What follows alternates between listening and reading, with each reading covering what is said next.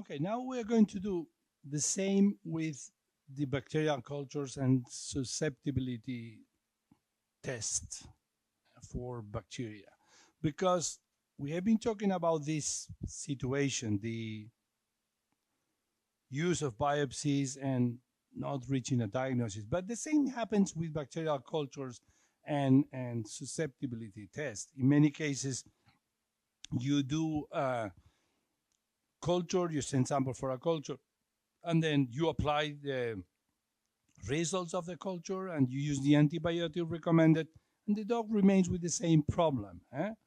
Let's see. Let's begin with a clinical case. This American Bulldog, 4 years old, intact male. The dog is an atopic dog, has been diagnosed with atopic dermatitis, currently is on treatment with oclacitinib plus bathing with chlorhexidine shampoo. The owners are not perfect in compliance, so they are just following more or less our guidelines, but not in a very, let's say, precise way. And then, as a consequence, the dog presents episodes of alopecia and itching that was treated in the past with cefovecin subcutaneously, and now it's again with one of the episodes. It's showing again clinical signs with moderate pruritus. Here you see the patient. The dog has developed these spots that we see all over the body. So this is a classic presentation in dermatology, multifocal alopecia. We know that we see this, that means folliculitis. That when dogs develop spots of alopecia, this is because the hair follicles are inflamed.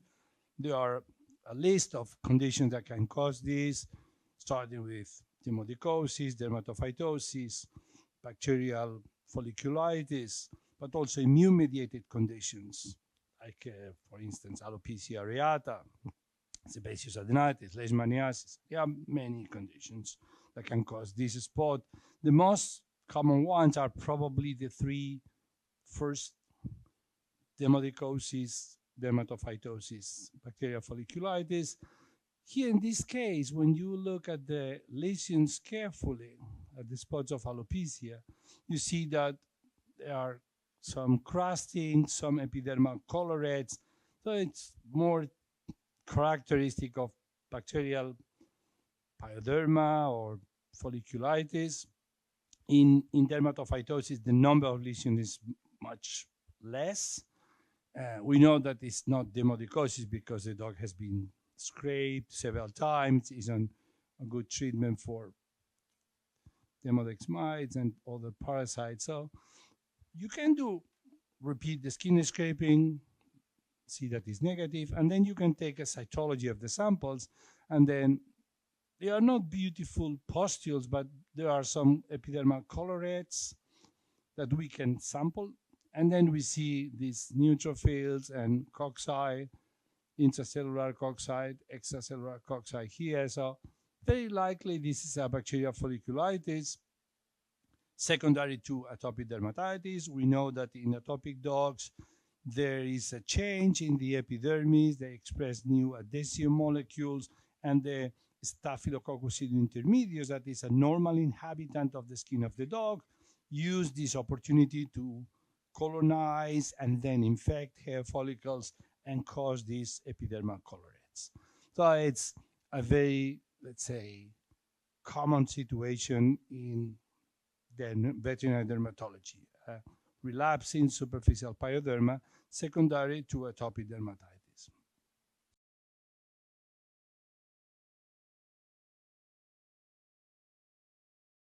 Imagine that this will be Staphylococcus intermedius, maybe Staphylococcus schleiferii, maybe other staphylococci, 5% of the cases, but in 75% of the cases, this will be Staph intermedius. And more or less, I can predict the susceptibility of these bacteria because we have a lot of information. But we also know that this bacteria now is changing and developing more and more resistances. So should we do that? Well, The current recommendations is that you can try empirical treatment with with systemic antibiotics, if this is a case with very specific conditions. Has never been treated before with antibiotics. It's a bacteria, or you suspect a bacteria that has a predictable behavior, and you are not going to use for a very long period of time the antibiotics. But in other situations, you need to do a culture. Specifically, the culture is recommended when you suspect or have a risk of antibiotic resistance. For instance, if fluoroquinolones or beta-lactamic antibiotics have been used in the last year, if there is a history of relapsing pyoderma, these two are conditions that we have in our case. If you have a previous history of multi-drug resistant or MRS infection, because we know that if the methicillin resistant cassette, that is a mobile element, is in the surface of the dog in the past, it remained and moved from one clone of bacteria to the other. So probably this dog will have a relapsing infection with methicillin resistant bacteria. And also, if you have deep pyoderma, because we are going to use a long treatment with antibiotics, or if we have infection with a microorganism that in the cytology look like a rod, because we don't have too much information about the susceptibility of rods. So it can be, let's say, Burkholderia, Pseudomonas, and in these cases, we need to perform susceptibility testing. In our case, it's clear that we have been using antibiotics on this dog in the last year, and we have a history of relapsing pyoderma, so we need to do a culture and sensitivity. So, and in this case, the culture and the susceptibility testing will be useful because we have a high risk of resistance. We will see the results in a moment. So these tests are useful, but they are useful if they are performed and interpreted adequately. And in many cases, there are mistakes about the process and the interpretation of the results. So the first step, it's again sampling, and this is very important. The sampling technique depends on the type of lesions, and before sampling, we need to consider if we should discontinue the current antibiotic or not. If we should stop the antibiotic, if the patient is on antibiotics or not. The answer is depends. In superficial pyoderma, remember that this is a pyoderma that affects the skin above the basement membrane, epidermis, hair follicles, but not dermis. And this is the case of mucocutaneous pyoderma, intertrigo, skin fold pyoderma, bacterial folliculitis, exfoliative pyoderma, blah, blah, blah, all these types of pyoderma, and not the deep pyodermas, folliculitis furunculosis, deep diffuse pyodermas, mycobacterial infections, so on. So in superficial pyoderma, discontinuing the antibiotic is not necessary. In our case, it's only a folliculitis. You don't need to stop the antibiotic. You can do the culture on treatment, on antibiotic. Why? Because we know that in the, well, as we are going to collect the sample from the skin surface, the accumulation of antibiotic in the epidermis or in stratum corneum is very low. It's not able to inhibit the growth of the microorganism. This is different in deep pyoderma. We will see that. The sample is going to be collected from pustules. If they are present, that's the best. We open a pustule with a 27G needle, and then we sample the content of the pustule. If we don't have a pustule and we only have epidermal collarettes and scales and crust, we need to collect the sample from that. In these cases, I usually moisturize a little bit the swab with sterile saline, and then I go above the crust and collect the sample from below. Before sampling, it's very important to do cytology in all cases. We need to compare what we have seen in the cytology with the results of the lab, of the bacteriology lab. So if we have beautiful pustules, this is our target. We open the pustule with a tiny needle, with in sterile conditions, open the pustule, go with the swab, collect the sample from the pustule, and then this is sent to the lab. If we have only this beautiful epidermal colorate, then it's not so nice, but we can get a good sample from this. We simply moisturize the cotton swab, the tip, and then we go on the periphery of that. So the bacteria are living here, not in the middle, they are living below this cross. So we lift a little bit the periphery of the epidermal colorate and collect the sample from the periphery of the epidermal colorate. Here you see better with a dermatoscope. So we'll lift this and go below this, because we know that these colorates, they are spreading in the periphery. This is where you have more likelihood to find the microorganism. The sample is put in a sterile medium and in culture media for transportation and sent to the bacteriology lab. In deep pyoderma, the sampling is different. In this case, first, we need to discontinue the antibiotic at least 2 days, better if you can stop for 4 days, because in the dermis, that is a tissue with vessels, there is more accumulation of antibiotic. So if you collect a biopsy and you send the biopsy to the lab for culture, in the dermis there is enough antibiotic to inhibit, at least in some cases, the growth of your microorganism. We will avoid sampling ulcerated and very crusted areas. And ideally, we will get a biopsy. So the best sample for a culture of a deep infection of the skin is a biopsy. Biopsy the skin, we have seen that with a punch under sterile conditions. And then this biopsy will be used for everything. We will have a part for histopathology in formalin, and then one part will be sent for cultures, bacterial or fungal cultures. And even we can keep a part frozen for PCR in the future. Imagine that the histopaths suggest that you have a mycobacterial infection. The fungal culture will be negative. The bacterial culture can be negative at the beginning, but you can do PCR and detect that this is a mycobacteria there. So you can always keep a part frozen for molecular techniques. You can do the molecular techniques from the sample that is preserved in formalin, but with some limitation. If you have frozen fresh tissue, it's much better for histopathology. If you want, for instance, detect type of neospora or toxoplasma or weird microorganisms, cariospora, then you probably need to have good frozen material. So again, you see, we split the sample into under sterile conditions. We remove the superficial part, and one sample can go for microbiology, and then the other one for pathology formalin fixed. Okay. If the biopsy is not possible, or the owners say, no, I don't want to spend so much money with a biopsy, and you have a deep pyoderma that you want culture and investigate, you can use the exudate coming from draining tracts. In this case, don't simply swab the surface as we do with superficial pyoderma.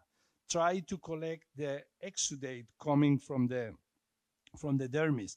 And usually we clean the surface a little bit with alcohol, with 70% alcohol. And then you make some pressure and collect the sample exactly from new exudate after cleaning the surface. Because if you simply swab here, you can collect bacteria from the environment or just from licking from the oral cavity and so on. And again, in all cases, do cytology of the lesions. And then you will see which type of organism are you seeing or having in this patient. You will see, in this case, for instance, neutrophils, very degenerated, and then intracellular cocci. Beautiful. In some cases, usually in deep pyoderma, you will see a different situation. You will see a much more pyogranulomatous exudate. If you look at this slide, you see that there are, apart from the erythrocytes, there are many neutrophils. That's clear. But we see this second population of more pleomorphic cells that, there are macrophages. So in deep pyoderma, you will find typically a pyogranulomatous exudate, and not like in superficial pyodermas, this very purulent exudate with cocci. And also, paradoxically, in deep pyoderma, the number of cocci usually is lower. It's much more difficult to find cocci in deep pyoderma. Although it seems that the severity is higher, it costs to find the cocci. You see, they are extracellular and intracellular, but there are not so many because there's a big exudate. So you know that the sample is cultured in the lab. The staphylococci, that is the main pathogen in the skin, grows in medium-sized colonies with hemolysis in the blood agar. That is the classic culture media for Staph pseudointermedius and Staph aureus. They have a tiny difference. Staph aureus is more golden or yellowish, and Staph pseudointermedius tend to create these tiny white colonies, very beautiful. They grow in 2-3 days. And then the bacteriologist or the clinical pathologist will give you the identification of the organism after doing some biochemistry, or in some cases they use PCR to identify that it's really pseudointermedius. So the first part is there a microorganism, a pathogenic microorganism or not? With this part, you can have two problems. Problem one is that you have sent a sample thinking that there was an infection, and the result is no growth, negative. Nothing grow in my sample. So this happens in some cases. If this is what you are having, you have to first review all the process, the sample collection, the conservation, the transportation. In some cases, the sample was too many days waiting in your clinic before it was sent to the lab, or there was a mistake. If it's a deep pyoderma and the antibiotic treatment was not discontinued, this can be a problem. And in some cases, probably you are not taking the adequate sample in a deep pyoderma, so you need to consider taking a biopsy. And if all is negative, maybe it's really a real negative result. The reverse situation is also common. So you send a sample and then you get different microorganisms, and you don't know if there is relevant or is a contaminant, a normal flora. How do I know that this is a pathogen? Well, there are no very good rules for that. So the number one is the clinical correlation. It's to see if this microorganism has been identified as a major pathogen. Staphylococcus pseudointermedius is pretty clear. We know that this is a pathogen. It's what we call an opportunistic pathogen. But there are some others that is not so clear. You will see a couple of examples. So the first thing is the clinical correlation with the microorganism. The second one is the amount of growth. Usually the good bacteriology labs give you information about the rapid, or let's say the time to grow, and the intensity. They give you like pluses, 3+, and they give you Staph pseudointermedius 4+, meaning was a lot of Staph pseudointermedius, the growth happened very quickly. Or they give you Staph pseudointermedius 4+, and then Enterococcus spp 1+. They probably grow a little bit of that later, and it's probably not so important. It's a secondary microorganism. Finally, also the number of isolate. If you have several microorganisms and they all have been growing late, probably are contaminants, don't take in consideration. So look at this case, for instance. This is a bull terrier, 3 or 4 years old, that developed severe deep pyoderma furunculosis with these suppurative draining tracts on the head, neck, and trunk. One day, between 1 and 2 days after grooming, after bathing and grooming. The lesions are very painful. The dog is feeling a little bit sick. And obviously, the guardians of the dog are really concerned about this. You suspect what is very classic, a post-grooming folliculitis, furunculosis, based on the clinical presentation and the cytology, polymorphonuclear neutrophils, a few bacilli, and you sent a sample to the lab, and they answered you Burkholderia cepacia 3+, Enterococcus spp 1+. Are those the pathogens? Imagine that you are not very familiar with this bacteria. Is this a pathogen? Is part of the skin flora? Or maybe from licking, from bathing? So one thing that you can do is first check about the clinical correlation of Burkholderia. And if you look, probably is the primary pathogen. This has been reported as a main agent for this entity, the furunculosis after grooming. It's true that the main bacteria causing this post-grooming folliculitis and furunculosis is Pseudomonas aeruginosa, that is in the water, that this is everywhere. But in this study, they already detected Burkholderia, and then this has been reported several times.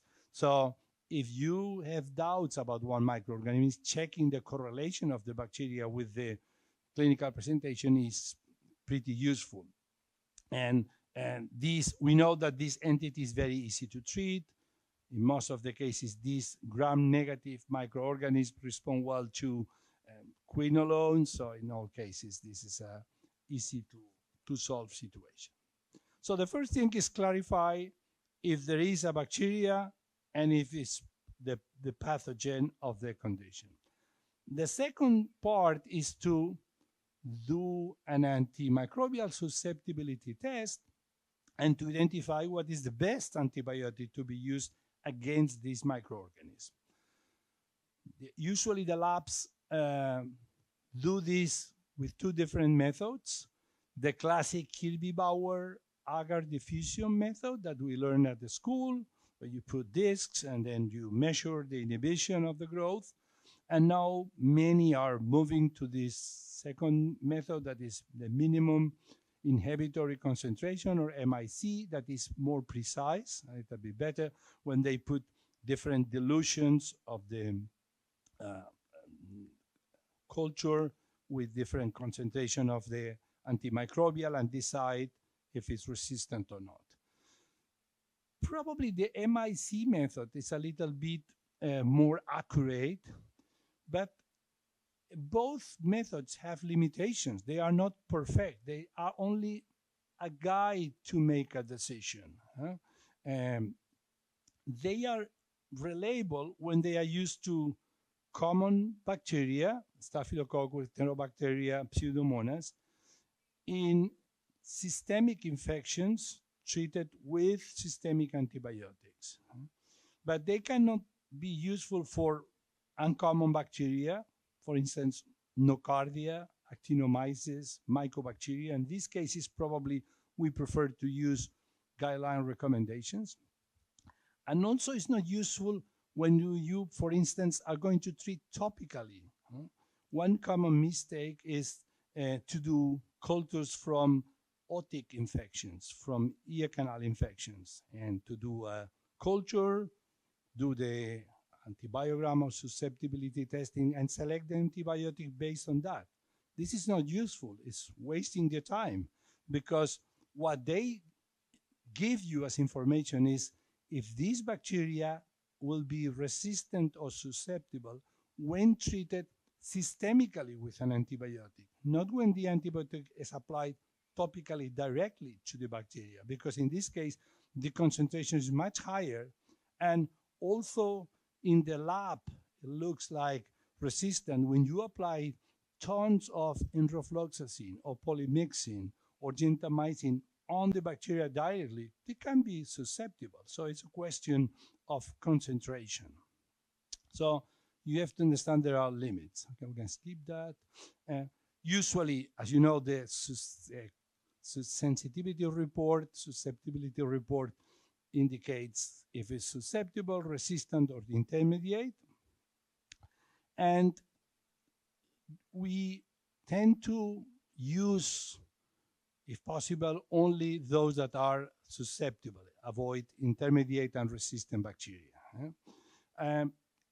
The resistance is a phenomenon that is growing everywhere in all types of, for all types of antibiotics. The most common one is in dermatology is the resistance to beta-lactams antibiotics with a mechanism that is called methicillin resistant because of the presence of this gene called MIC-A that causes resistance of the microorganism to all beta-lactams. It is important to understand that these bacteria that are resistant to one or several families of antibiotics are not more pathogenic. They are not causing more severe infections. The severity is the same. Let's say, the type of presentation is the same. It's only that you cannot use this antibiotic. You cannot, just looking at the clinical presentation, say probably is a resistant mean bacteria, because the lesions that they cause are exactly the same. It's not more severe an infection caused by one of these resistant staph or other microorganisms. So the most important of the resistance that we are dealing with is methicillin resistant. This is a problem worldwide because 20 years ago, about 10% of the staph pseudointermediates were methicillin resistant. Now, in some parts of Europe, in the US, about 60% of the isolates are methicillin resistant. So if you use any of the beta-lactams, amoxicillin with clavulanate, cephalosporins, the bacteria has become completely resistant. And also because it's resistant to the staphs, to the beta-lactams, they develop more and more resistance. And we are dealing in most of the cases with multi-resistant bacteria. I will show you a couple of examples. So what happens with these methicillin-resistant microorganisms is that they incorporate one piece of genetic material called MIC-A, this mobile gene, and this MIC-A gene codifies a protein called PBP2A, penicillin binding protein 2A, that protect completely the bacteria from beta-lactam antibiotics. You can change the antibiotic, use higher doses, but this protein rejects all the beta-lactam antibiotics. So this is a very common mechanism. So when you read the susceptibility report, you have to identify the resistant organism and also some cross reactions. For instance, if it's resistant to erythromycin, usually will be also resistant to lincomycin. So there are few cross reactions. Let's see one example. This dog had a very severe deep pyoderma affecting typically the distal legs. The dog was very mean because of the chronicity of the lesions, was protected and was sedated. And you see how deep the infection was, what need to be protected because of the pain, couldn't almost walk. You see, if you do a cytology, parasites, demolics all negative. The cytology reveals neutrophils and cocci. You see there. We need to collect the sample for bacteriology here. The best will be to take a biopsy, a tissue biopsy, and submit it to the lab, because this area will be very contaminated on the legs. And here is the result of the culture and susceptibility. Staph intermedius 4+, so we know that this is the primary pathogen. This Escherichia coli, very weak growth, probably a secondary or contaminant. And when you read the report, it say that it's only susceptible to aminoglycosides, rifampicin, chloramphenicol, and fusidic acid. That is an antibiotic that we can only use topical. This is a very common profile. So many methicillin-resistant Staphylococci pseudointermediates end like this. They lose susceptibility to all things, and then at the end, they are only susceptible to aminoglycosides, to rifampicin and chloramphenicol, because we don't use too much these antibiotics. They are not prescriptions that we do every day. And fusidic acid, that is only topical. So it's difficult to make a choice, because these, we know that nephrotoxic. They need to be given subcutaneously. You cannot give oral. We're going to need a treatment 6 weeks, 8 weeks in a deep pyoderma. So it's not very practical to give gentamicin such a long period of time. Rifampicin, we know that it's a good antibiotic, but has side effects, mainly hepatotoxicity. Some dogs vomit. Chloramphenicol, the same, old antibiotic, side effects. 1/3 of the dog have weakness. Some others have diarrhea, so it's not well tolerated. Needs to be given 3 times a day, so every 8 hours. So also not a good choice. Fusidic acid topical, not a fantastic situation with this very ulcerated paws. So in this case, I decided, if you read this wonderful paper by Mark Papik, say that these two are probably the best options for treating methicillin-resistant staph. So rifampin and chloramphenicol for methicillin-resistant pyoderma in dogs. So that's a clear recommendation. So we started, in this case, to use rifampicin. This has been now very well established. There is a more recent paper showing that it can be a very good choice for methicillin-resistant staphylococci. And the lowest dose, 5 milligrams per kg, is usually enough to control the infection for 4 weeks only.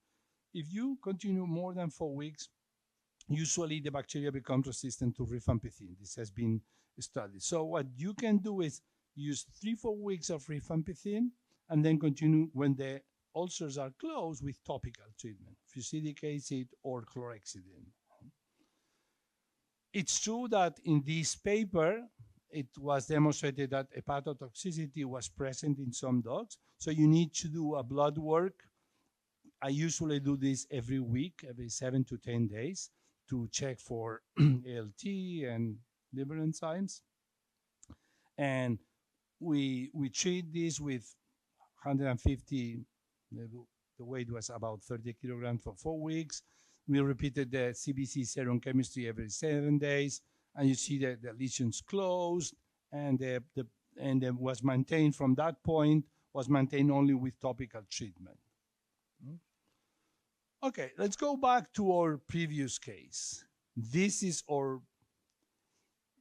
dog with pyoderma secondary to atopic dermatitis. We have decided that because the dog has been on treatment with antibiotics recently, and because it has a relapsing pyoderma, we want to do a culture. We don't want to repeat cefalexin again or cefovexin subcutaneously. We want to do a culture and know what is the microorganism. And this is the culture and susceptibility of this dog. Staph pseudointermedius, as expected. Susceptibility, here you have in this case with discs. you have the inhibition. So fusidic acid seems to be susceptible, amikacin also, ciprofloxacin nothing, clindamycin nothing, doxycycline resistant too, enrofloxacin nothing, erythromycin nothing, gentamicin nothing, marbofloxacin again nothing, so quinolones nothing, oxacillin not effective. So when we see oxacillin in the susceptibility report, this is usually put to tell you that this is a methicillin-resistant staphylococci that has the MECA gene. It's not because we are going to use oxacillin. Nobody uses oxacillin anymore on Earth. It's just an information for you to say, doctor, it's methicillin resistant. Don't try any beta-lactam antibiotic because they are not going to work. So it's a marker. They say rifampicin is a good option too. Sulfatrimopril, no. Tetracycline, also no. So in fact, what we know from this, we know that it's a staph intermediate, that it's methicillin resistant, and it's multi-drug resistant, because we call multi-drug resistant with when more than 3 families of antibiotics are marked as resistant, and we have resistance to all beta-lactams, to the quinolones, to erythromycin, to tetracycline. So it's clearly a multi-drug resistant. It's methicillin resistant and multi-drug resistant. What can we do? Well, basically these are the options. They are not very good. Again, fusidic acid, rifampicin, and amikacin. Bad news. As you see, this is a profile that is repeated in many methicillin-resistant staph intermediates. So if we compare the 3 choices that we have, fusidic acid is topical, is medium-high in price because in most European countries you only have a cream with fusidic acid 2%, and a cream cannot be applied to all the spots. So you need to order a pharmaceutical compounded 2% fusidic acid in solution that can be prepared, but it's more expensive. And also, they need the tutor or the guardian twice a day applies the treatment. Amikacin, it's difficult because it's subcutaneous, has renal and otic toxicity on the long term. And rifampicin, it's, again, we know hepatic toxicity. Cost is low, need for dedication is not too high. It's low, just twice a day, and no injections, not going to the clinic every day. Seems to be, but to me, also this again looks as an option. In a superficial pyoderma, we have another possibility. It's simply use topical treatment. In many cases of methicillin-resistant infection or non-methicillin-resistant infections, the use simply of chlorhexidine, if the owners are going to follow strictly your recommendation, it's demonstrated as probably the best option. There are several studies showing that. So before, in this case, that is very superficial, before going to a more complex and aggressive treatment like rifampicin, like in the previous case that we have seen, we can try chlorhexidine 4%.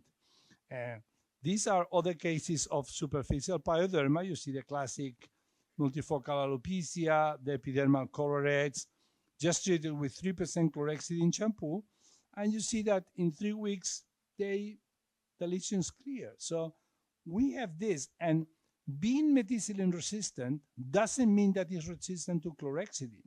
Resistance to chlorhexidine has been reported very, very rarely. So most methicillin-resistant staphylococci are susceptible to chlorhexidine. So if the owners are willing to bathe the dog every day or every 2 days, this is an option for this guy. So we can begin with this.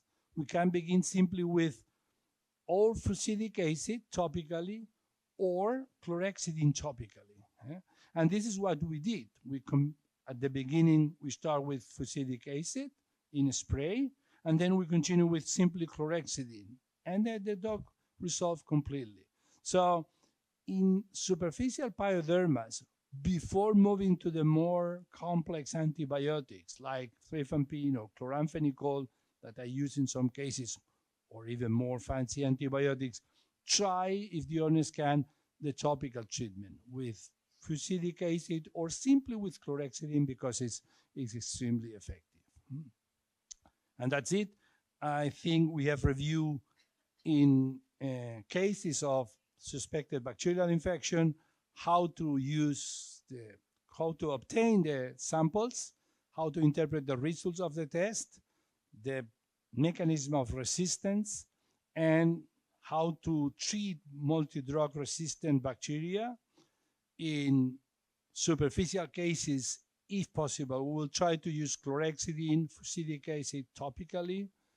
In deep infections, we will use old antibiotics if we are dealing with a multi-drug or methicillin-resistant Staphylococcus pseudointermedius like chloramphenicol, rifampin, that usually are the last that are present as effective in these very resistant microorganisms. And remember that the clinical picture that causes methicillin resistant and a non-methicillin resistant is identical. So just looking at the patient, we don't know if this is a resistant bacteria or not. It can be very mild lesions that are caused by a resistant bacteria, and can very severe lesions be produced by a non-resistant bacteria. So the resistance is not related to pathogenicity. There are different genes and proteins that cause pathogenicity, okay? And I'm happy to answer any question,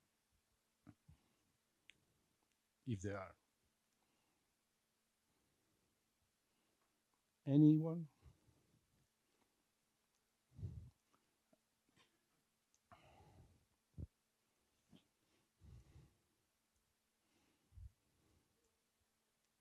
You can try.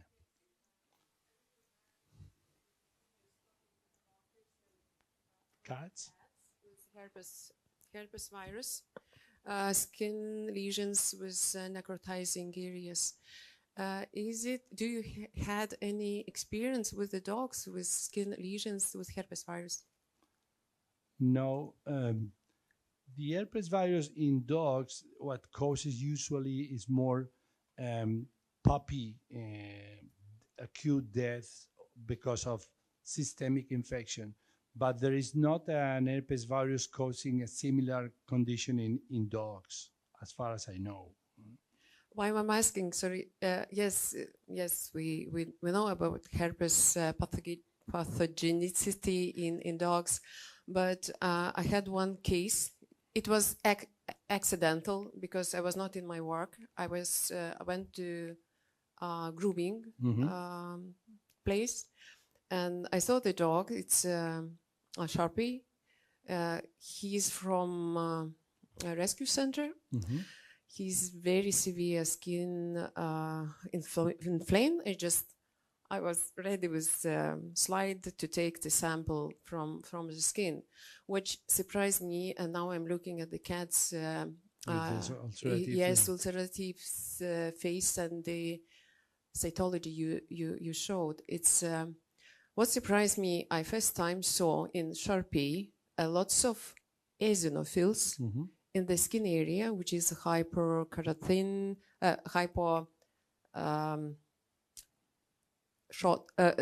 very thick. Thick. So, yes, very thick. And I supposed to see a lot of bacteria. Yes, it was bacteria, not so much because he already was treated with antibiotics. And it was huge amount of eosinophils. And what I saw in cytology, in some cells, I saw some infiltrates in these bodies. Inclusion bodies. Yes, inclusion bodies, which just now I start to think we have the case. there has not been reported, and I have never seen that, but it's inclusion bodies. It could be that is an herpes virus in dogs. There are some herpes virus in dogs, only that this type of condition has not been reported. I don't know. Sometimes it's difficult to identify properly the inclusion bodies because there could be other inclusions, could be nucleoli that are big. So usually you have seen that we confirm that with an antibody against herpes virus. You can also do electron microscopy, but you need to confirm that with immunohistochemistry. If you don't have a biopsy of that, Really, no. no. We with a plan it. biopsy, We can we plan can do now because the dog was very just accidental for yeah. me. But with the biopsy, one other option is that you can do immunohistochemistry later because you have the block in paraffin, the nuke section, and you can do immunohistochemistry later. Thank you very much. More questions? Aš norėjau paklausti būtent dėl mėginio paėmimo iš ausies. Dėl to, kad vieta yra ypatinga ir su išskyrom susimaišo. Kaip geriausiai paimti, kad būtų tikslinga, dėl ko kartojasi uždegimas ir kaip nustatyti geriausią atsparumą.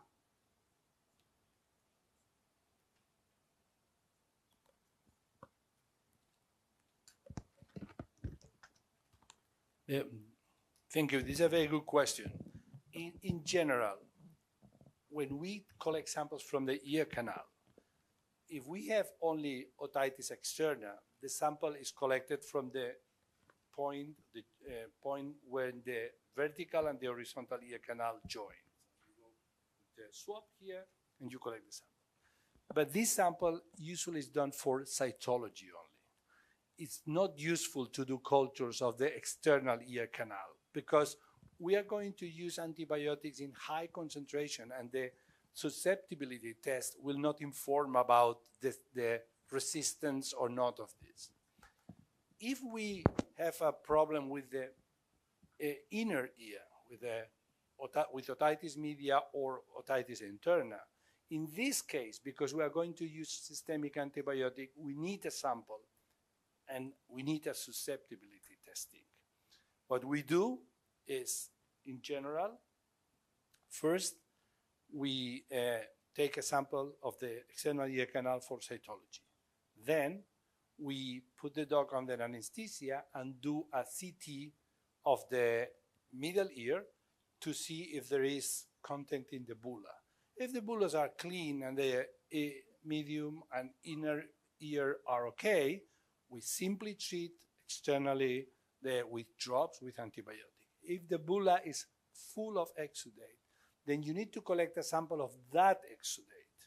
And what we do is, in the same anesthesia with the amerongotomy, and directly go to the bulla, collect the sample, and this is sent to the lab. Because we're going to treat this middle ear infection systemically, we need the susceptibility testing. So, summarizing, if there is only external ear canal infection, you don't need to do culture and susceptibility, you simply treat topically. If there is internal infection, then you need to collect a sample of the bulla, and then in this case, you need to do susceptibility testing. In many cases, what vets do is do cultures and susceptibility of the external ear canal. And if you do that, you will see that the microorganisms are changing, the isolates and also the susceptibility. And this is not a way to solve that. Probably the primary cause is or the inner infection or a second or underlying disease, atopic dermatitis, allergic dermatitis, that is causing this. So it's different if the infection is external or internal. We only use systemic treatment for the middle ear infection, okay? Using systemic antibiotics to treat an external ear canal infection only create resistances. So you don't need to give by mouth antibiotics if the infection is only located in the external ear canal. And doing the, let's say, otoscopic examination, even if you see an intact tympanic membrane, doesn't mean that there is no infection on the other side, because the tympanic membrane closes in between 2 and 4 weeks. So you can have infection of the ear canal, a rupture of the tympanic membrane, the penetration of the infection in the bulla, and the closing of that. And you look and see, okay, it seems that it's only external. And you can have the infection on the other side, no clinical signs of inner otitis, and then treating the infections that are here with systemic antibiotics or based on susceptibility testing is not an effective way of solving that. You don't need to do a MRI, magnetic resonance imaging. Simply a CT, it's enough to identify if there is infection in the bulla. Norėjau paklausti dėl vietos, jeigu būna lūpos, ar ten, kur būna drėgmė susikaupus prie nosies ir paprastas gydymas ne visada padeda dėl to, kad gyvūnas gali nulaižyti ir dėl drėgmės sunkiai gydymas, kaip tada daroma ir biopsija dėl gydymo, kad nepakenk dar daugiau, jeigu tu neįsitikinęs, ir kaip pato gydyti geriausiai, kad tą žaizdą sutvarkyti. Raukšlės, lūpos, nosė. The question is how to take biopsies from areas of, let's say, mucocutaneous junctions, I think lips, nose, anus, or these moist areas or areas between the mucosa and the skin. Unfortunately, many conditions affect these areas, and that is a place where we need to biopsy in many occasions. So we cannot avoid doing that. For instance, a very common condition in dogs is epitheliotropic lymphoma, and tends to target the nose, the lips, the anogenital mucosa, or the junction. So we need to biopsy these areas frequently. The only recommendation I can give you is to use a 6mm punch and close the area, and that's it. We cannot do much more. Of course, if there are alternatives to the biopsy, we prefer to do that. If we can have information with cytology, we do that. But in many occasions with these mucocutaneous junctions, we need to do a biopsy. One thing that you can do is to, if the area you think it's, according to cytology, infected with bacteria, you can use some topical treatment or even a systemic antibiotic to reduce the infection, or even to try to solve the situation. A common problem is mucocutaneous pyoderma. Mucocutaneous pyoderma that you see typically in middle-aged German shepherds on the nose and lips. It's very difficult to separate clinically from discoid lupus erythematosus, from mucocutaneous lupus, from the proliferative arteriopathy of the German shepherd, from the philtrum arteriopathy. So there are 5 or 6 conditions that look very similar clinically, and they are difficult to separate.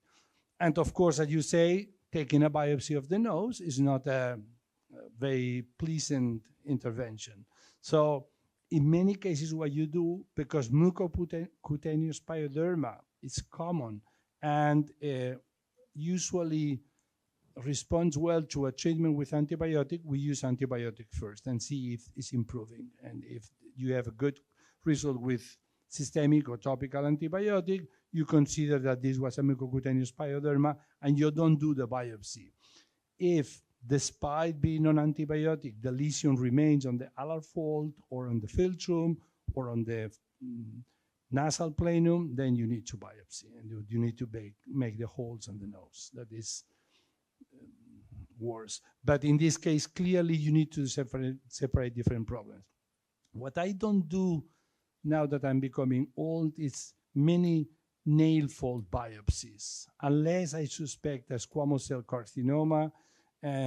For instance, when I was younger, for this lupoid onychitis, this onychodystrophia lupoide of the nails, I did many biopsies because I wanted to know exactly this condition, the onychitis, the lupoid onychitis. Now I try to make the diagnosis clinically because there are not many conditions that can be confused with that. maybe leishmaniasis in some cases, but you can do serology. And then if I suspect that this is symmetric onychodystrophy, I simply treat and I see the result. So I try to, this is a difficult question, but I would say if you have an alternative to biopsy, do this, antibiotic treatment. If you really need to do a biopsy, there's no alternative. In some cases, it's, I think, justified to do a biopsy. Any other question?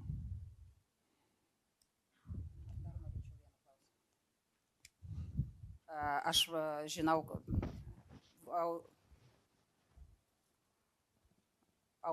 kada gydo ausų lašiukus daro, visada prideda prednizoloną ir deksametazoną dažniausiai, nors rašo, kad pri pūlingų infekcijų jo vartot negalima. Jūsų gydyme nemačiau, kad jūs nevartojat hormonus, bet retkarčiai, kad nuslopint požymius, būna ar tikslinga įvest tabletės minimaliom dozėm. Kada atsikartojančios būklės, arba sunkiai pagydoma, arba gydymas užtrunka 30 dienų, 20, gal tada sumažintų kursas antibiotikų, sumažėtų, jeigu būtų vartojami hormoniniai vaistai mažom dozėm. The question is if we can add some steroids to reduce the antibiotic duration at the beginning. I do this, for instance, with the ear canal. When we have otitis, we know that topical antibiotics can help to reduce the hyperplasia of the wall and in some cases help to reduce the duration of the antibiotic. In other skin infections, depends a little bit of the situation. If you have, for instance, a dog with atopic dermatitis that is well diagnosed and has a flare, using some steroids for a short period of time, a low dose, can help to reduce the itching and to reduce the inflammation of the skin, and maybe if there's an infection, to help to normalize the skin. In other cases, for instance, with dermatophytes, with other deep infection, nocardia, Burkholderia, it's better not to use anti-inflammatory doses of steroids. So it depends a little bit on each case. If you use the doses below 1 milligram per kilo, usually do not affect the, let's say, the immune response, even the innate immunity of the skin. So you can use short period of time. If you are trying to control pruritus, then we have better options than the steroids now. We can use the Cytopoint, or we can use Apoquel, so that you have alternative to that. But I'm not using this always. In some cases, they can be useful.